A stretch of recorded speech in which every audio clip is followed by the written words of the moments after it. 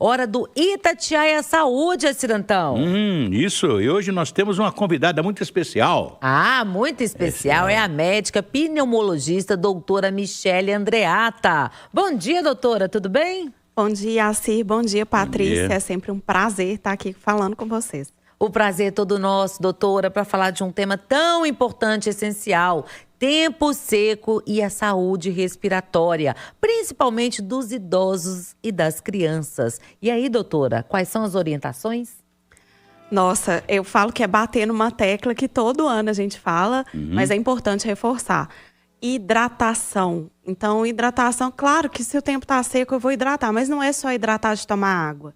É hidratar de lembrar de passar um creme na pele, porque a pele fica muito ressecada. Então, inclusive, eu tenho incentivado os pacientes a passar protetor solar, porque nessa época do ano, a radiação solar ela é mais nociva até do que no verão. Porque a gente tem poucas nuvens no céu. Então, aí filtra menos. E lembrar também de umidificar o ambiente, né?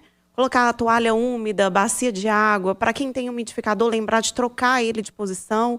Ou, hoje em dia, tem um umidificador que tem até um sensor que quando tem mais umidade do que o necessário, ele desliga. Então, se não for esse, a gente tem que lembrar de trocar ele de posição para evitar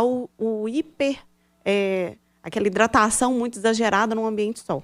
A toalha molhada ajuda tanto, né, doutora? Demais. Principalmente para as crianças. Você deixar ali a toalha molhada pertinho da cabeceira da cama, como ajuda, né? Para as mães, até aquelas fraldas de pano, lembra? Eu costumo falar que às vezes fica mais fácil até molhar aquela fraldinha de pano. Ela seca com maior facilidade, mas ela é mais leve. Então dá para eu apoiar em lugares que pegam pouca umidade. Lembrar de não colocar elas perto de uma parede, por exemplo. Porque às vezes a parede ela vai pegar aquela umidade em excesso e ali vai crescer fungo. Então lembrar que tem essas estratégias, né? Tudo isso é para combater, inclusive, nessa época do ano, a umidade relativa do ar, principalmente na parte da tarde, ela está muito baixa. Né? Entre 10 da manhã e 3 da tarde é o período do tempo do dia que fica com o tempo mais seco. Então, nessa época, assim, a gente até desincentiva a atividade física ao ar livre nessa faixa de horário. Porque nessa faixa de horário, a chance de você ter uma complicação, porque o corpo não consegue compensar a umidade que está muito baixa. Então, vai ter sangramento nasal, pode ter náusea, a pessoa pode ter um mal súbito e, assim, passando mal e ter algum acidente ali na rua, não vai ser legal, né? Meu pai dizia que quando tem sangramento nasal, que era bom. Ou seja, estava saindo um sangue ruim. Tipo assim, eu tô jogando fora o que não presta, né? Tem muitas pessoas que têm sangramento nasal.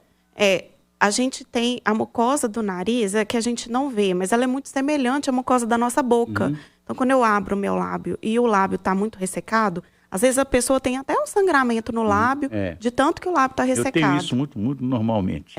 Aí no nariz isso também pode acontecer, e aí é falta de hidratação. Então, nosso corpo nunca vai querer perder sangue. Ele vai sempre encontrar mecanismos para te avisar que tem alguma coisa errada. Uma delas é esse sangramento nasal. Agora são 9h36, a nossa live está bombando, gente. E a Giovana de Betim, um abraço para ela, pergunta: doutora, minha mãe é acamada. Quais são os principais cuidados que eu devo ter com esse tempo seco? Bom, os idosos, principalmente aqueles que são acamados, que têm uma restrição na mobilidade, eles sentem ainda menos sede. Então, é importantíssimo a gente lembrar de oferecer mais líquidos. Eu não estou falando só de água, a gente pode colocar chás, sucos, sopas. Nessa época do ano, são todos bem-vindos para ajudar na hidratação. E lembrar também de umidificar próximo de onde a pessoa está.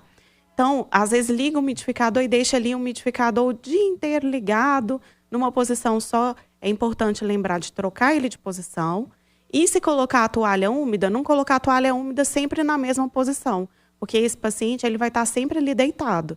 Né? Então, é importante a gente trocar, alternar os lugares onde estão esses aparatos para a gente hidratar o ambiente sem ter o efeito colateral dessa superidratação do ambiente. Aliás, as pessoas idosas, né, normalmente tomam pouca água.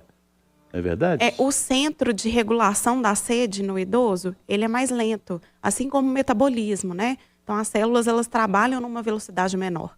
e aí dá menos essa sensação de sede, mas a desidratação ela pode gerar alguns sintomas nos idosos que são muito semelhantes assim, a infecções. Então, o sintoma de infecção e de desidratação são muito semelhantes e fica difícil da gente entender o que está acontecendo.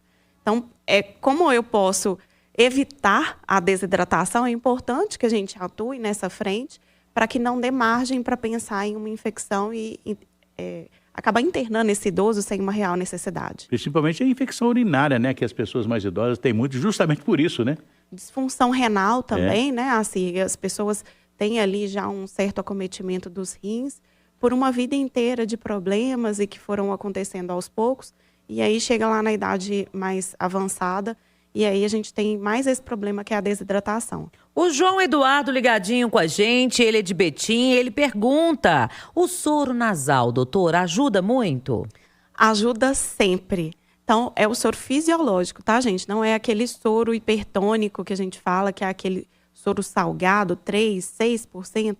Esse daí, eles usam muito para desobstrução nasal e ele machuca o nariz. Não estou falando desse. Estou falando do soro fisiológico, que é 0,9%. Ele vai nos ajudar tanto a hidratar quanto a limpar as narinas.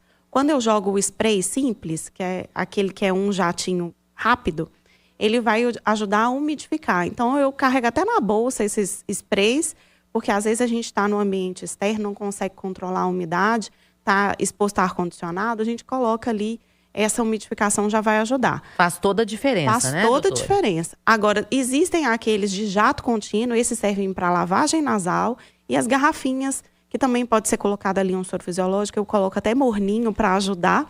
E aí a gente consegue lavar a narina com maior delicadeza. E lembrando que é importante o volume de soro e não a pressão com que ele é aplicado. E por último, a Dalila, do bairro Goiânia, ela pergunta: quando os sintomas deixam de ser apenas incômodos e passam aí a causar um sinal de alerta e futuro atendimento médico, doutora? Olha, o mais importante, eu acho que o sintoma mais frequente é a tosse. Então, a tosse persistiu, não está carregada, é uma tosse seca, está na hora de investigar. Persistiu significa ali mais de uma semana de tosse, uma tosse que está incomodando, às vezes acorda à noite a pessoa. Então, está na hora de procurar um médico para a gente investigar doenças como a bronquite, a asma, a rinite, sinusite, todas essas ites do inverno, né, que são muito características. É importante a gente fazer uma investigação correta para tratar da maneira correta. Bom, gente, nós conversamos com a doutora Michele Andreatta. Ela que é médica, pneumologista. Muitas dúvidas por aqui, doutora. Quer deixar seu Instagram, um contato? Claro, estou sempre à disposição. Meu Instagram é DRA Michele Andreatta. Do jeito que fala, tudo junto, não tem erro. Muito obrigada, volte sempre, viu? Um abraço para a senhora.